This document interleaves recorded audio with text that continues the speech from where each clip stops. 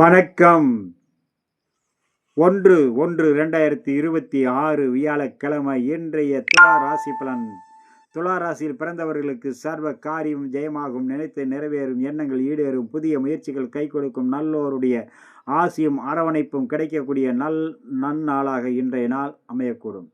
ஆங்கில புத்தாண்டுடைய தொடக்க நாள். உங்களுடைய எதிர்கால சிந்தனை நல்ல ஆற்றலும் அறிவாற்றலும் மேலோங்கக்கூடிய நாளாக இன்றைய நாள் அமையக்கூடும். துலா ராசியில் நீங்கள் எதையுமே சீர்தூக்கி பார்க்கக்கூடிய நண்பர்கள். அதனால் உங்களுடைய அனைத்து எண்ண ஓட்டங்களும் இந்த நன்னாளில் பிரகாசிக்கக்கூடும். துலா ராசியில் வரக்கூடிய சித்திரை நட்சத்திரம் சர்வ காரிய ஜெயம். சுவாதி நினைத்து நிறைவேற எண்ணங்கள் ஈடேறக்கூடிய நாள். விசாகம்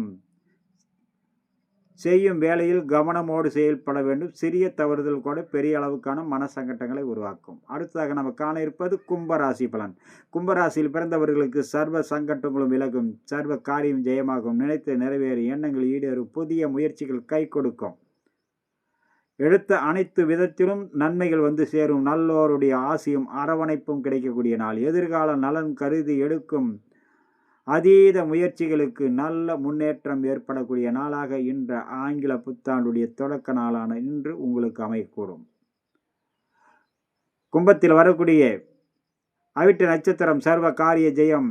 சதயம் நினைத்து நிறைவேறு, எண்ணங்கள் ஈடேறும். போராட்டாதி அனைத்து விதத்திலும் கவனத்தோடு செயல்பட வேண்டும். சிறிய தவறுதல் கூட பெரிய அளவுக்கான மன சங்கடங்களை உருவாக்கும். அதனால் செய்யும் வேளையில் கவனத்தோடு செயல்பட்டால் சர்வ காரியம் ஜெயமாகும், நினைத்து நிறைவேறக்கூடிய நாளாக அமையக்கூடும்.